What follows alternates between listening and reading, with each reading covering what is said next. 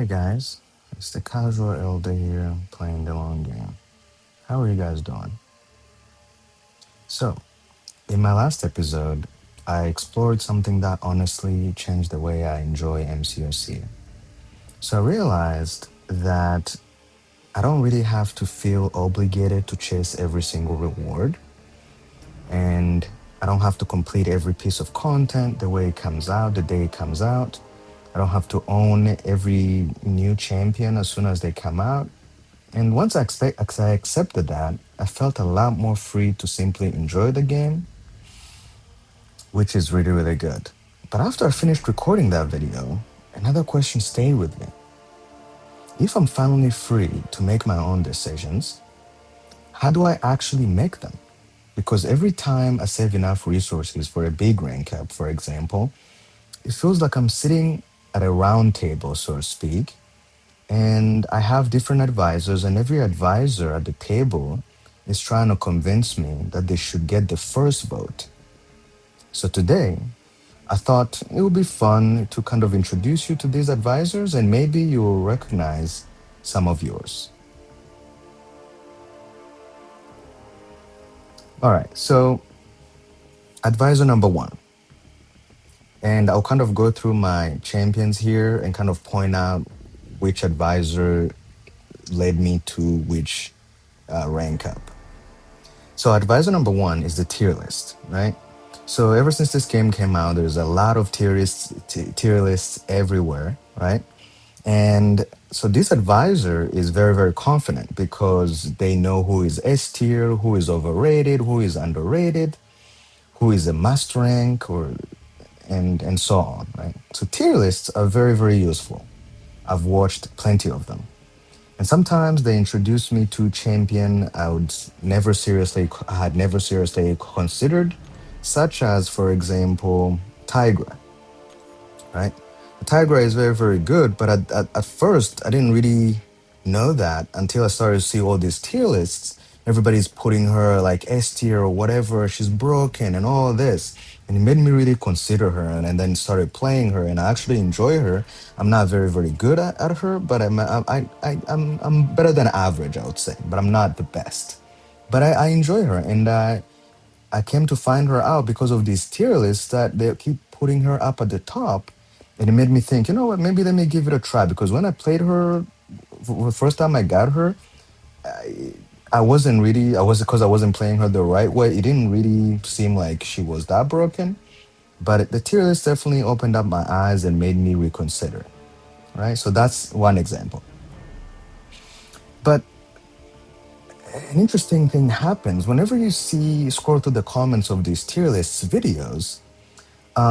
People are saying, for example, like this champion is should be higher, or this champion is should be lower, or you are sleeping on this other champion, and so on. So after a while, I realized that maybe most of these people are probably speaking honestly, and they're just speaking from different perspectives from their own accounts, their own roster, their experience. So the tier list isn't wrong necessarily. It's just that the experience of the people who are watching the tier list is different. So they're just simply answering different questions. All right, so let's go to advisor number two. All right. Advisor number two is Kabam, the creator of the game. So Kabam also has opinions, right? Because sometimes these opinions come through the new game modes like Colosseum. Sometimes they come through the rewards, like maybe the Act 10 content. Sometimes through collectives, right? And recently, definitely the biggest one is Ascension, right? So suddenly, certain champions become much more attractive. Not necessarily because the champion changed, but because Kabam decided they belong in the current Ascension pool. And I completely understand why. It's a smart way to encourage roster diversity and also make money, right? It gets people using champions they might have ignored otherwise. But it also made me stop and ask myself something. Am I ranking this champion because my account truly needs them? or because the game is rewarding me for ranking them. So examples here where this advisor has led me to rank up some champions that I would have otherwise maybe not ranked up include mm, include I would say Berenzimo. Not really. I wasn't really a big fan of Berenzimo until he was like ascendable and stuff like that. Also, um, I would say Mojo. Mojo wasn't really I mean, a champion that I really liked until I got him at Ascension level 2. And I was like, you know what? And then recently, my recent rank up is Maestro, because he's also Ascension level 2. And so basically, it's like these advisors like, well, this champion is already at Ascension level 2. And if you rank them up to rank 4, they'll be on par with rank 5s. So kind of Ascension incentivized me to rank like those champs, for example. All right.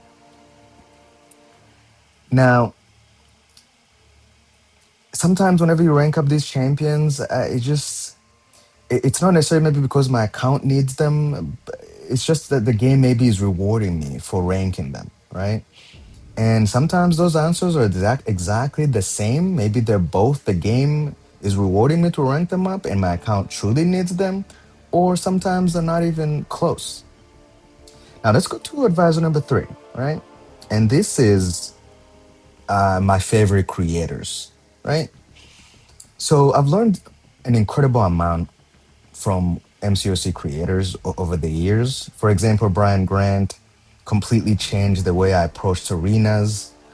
His mastery guides were some of the biggest impactful things that I ever watched that ever changed my account, right? And other creators like MSD, for example, they constantly teach me about new champion rotations and mechanics and interactions, right? And I genuinely appreciate everything I learned from them. But every creator is also looking at the game through their own account, their own goals, their own roster, right? So sometimes they'll say like, "Hey, this champion has completely changed my account," and I believe them. That doesn't automatically mean, though, that they'll change my account. So nowadays, I try to borrow knowledge from them, but not their decisions, right? But a couple examples of champs that I've, over the years, have ranked up because of maybe my favorite creators like them, I would say, like Ant-Man is a prime example because I don't really use him that much. He's my rank 5. At the time when I got the rank 5 gem, he's the only one that was really worth considering for me. But it's primarily because of, I would say, legacy. Like he really likes Ant-Man. He thinks it's very good, very underrated even. So, I mean, he's good. He has so many utilities. I like him, but I wouldn't say it was definitely my idea mostly, right? So we'll say this advisor of like my favorite creator really heavily influenced that rank up.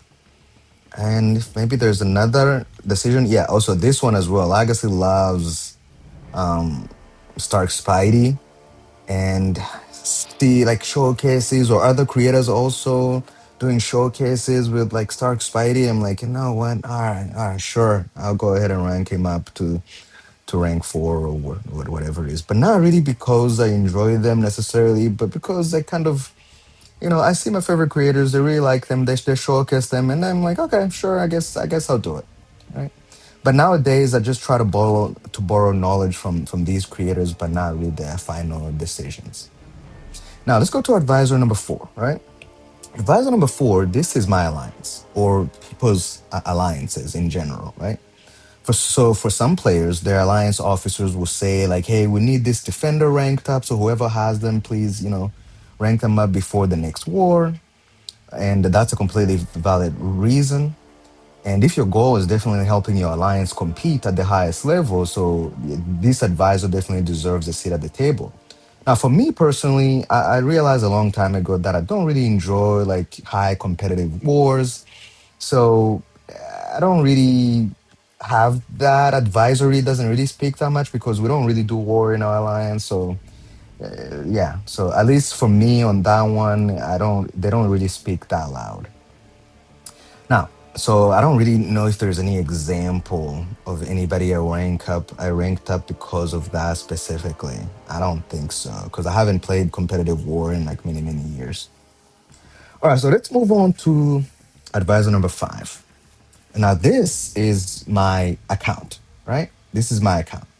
This advisor is my account. So this advisor really speaks first, but when he does, I usually stop and listen. So for example, just recently, where is he?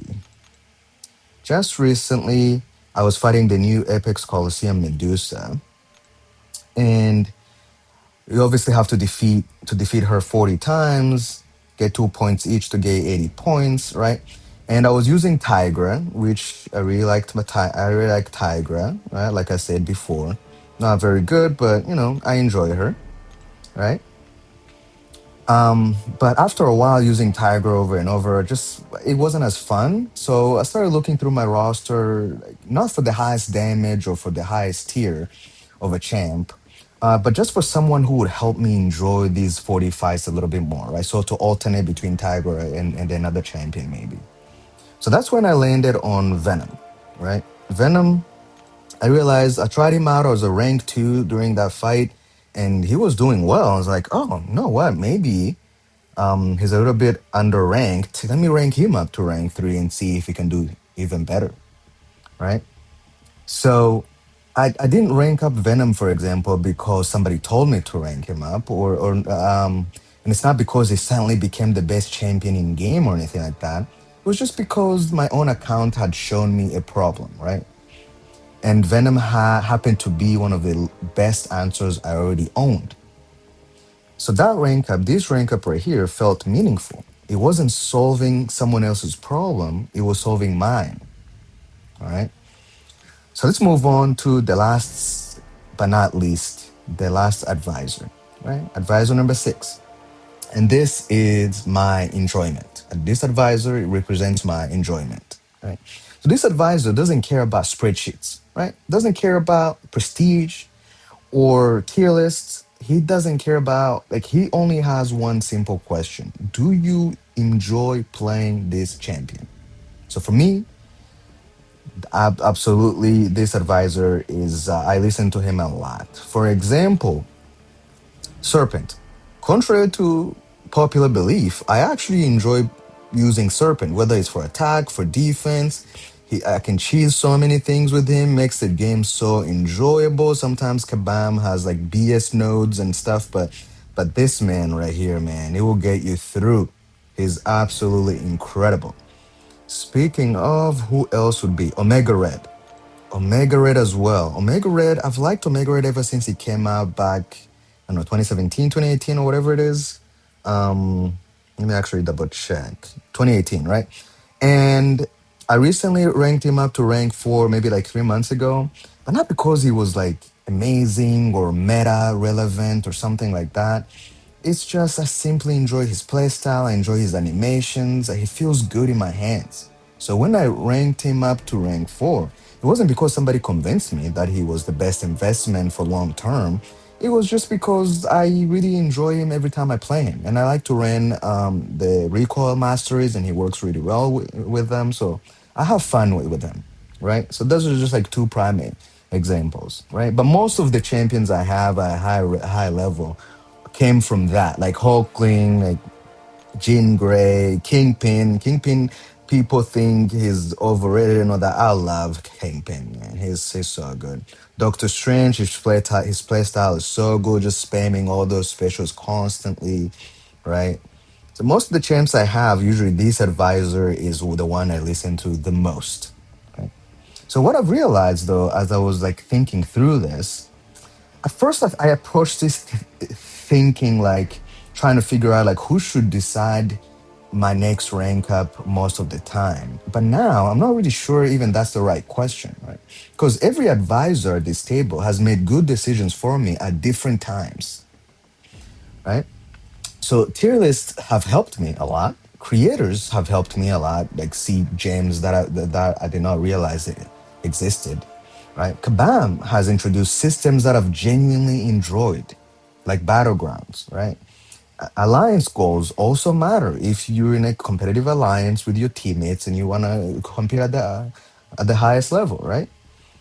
And my account needs as well matter when I'm going through like an act content and I encounter a challenge and I need to rank up somebody specifically to defeat this champion. A prime example of that was, as I explained before, was Venom, but also I remember back in the day, Hyperion for some specific nodes in Act 6. Man, this man, if you didn't have him, you pretty much you were stuck there, right? It was very, very, very hard to get through without anybody with anybody else, right? So sometimes you just rank up because the account needs a specific counter, right? And also my enjoyment also matters, right? So maybe the real question isn't like which advisor is right or wrong. Maybe it's who gets the first vote depending on where you are at in the contest, right? So for me, enjoyment usually speaks first majority of the time. Like I would say 60, 70% of the time. That voice is difficult for me to ignore, right? If I genuinely love playing a specific champion, it's hard to not rank him up. That's why, as you see, my my cosmic roster is way more developed, I would say, than my other classes because just cosmic champs are just I enjoy using them. I enjoy using them a lot. They're just so much fun. Mystics, I would say I enjoy them second. They come next in terms of enjoyment. Science, I don't really enjoy many of these champions that much. But Cosmic, man, this Cosmic is where it's at, right? I enjoy most of the Cosmic. I even want to rank up even more. Like Angela, I want to rank up Angela as well to rank 4. I just can't get enough. I want to rank up Medusa. I love Medusa. Call Obsidian. Hyperion to rank 4. Like Venom to rank 4. Corvus to rank 4. I want them all to rank 4, really. I hold up because I don't want a big imbalance in my roster, but enjoyment really speaks highly. So now, but of course enjoyment is good and all of that, but also if my account is lacking, it like has a specific weakness, of course that advisor gets louder if I'm trying to beat a content and I can't beat it because I need a specific champion ranked up, right? And after that, maybe after enjoyment and what my account needs at the moment, everybody else gets their turn. And sometimes that's a creator who changes my mind on a specific champion, depending on their showcase, right? And sometimes it's a tier list that reminds me that about a champion that I had forgotten about, right? And sometimes it's Kabam that introduces a system that genuinely changes my priorities. So I don't think any of these advisors are bad or wrong. I just don't think any of them should run the whole meeting every single time. So to finish, I'm curious. If you were sitting at the same round table as me or something similar, who usually gets the first vote for you? Is it a tier list? Is it your favorite creator? Is it your alliance primarily? Right? Is it Kabam, whatever they introduced, and you just like, adapt to whatever the new environment is? Or is it your own account if you're just moving through specific content and you're lacking a specific counter? Or simply the champions you enjoy playing the most? So I would genuinely love to hear how you think about it because I have a feeling every player has a different meeting.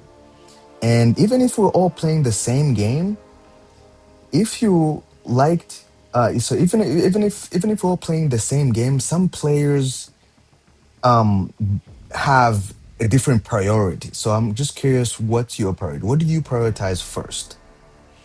So if you liked what you heard, please like the video. And if you did not like what you heard, I thank you for listening this long, and I'll see you next time. And remember, it's just a game.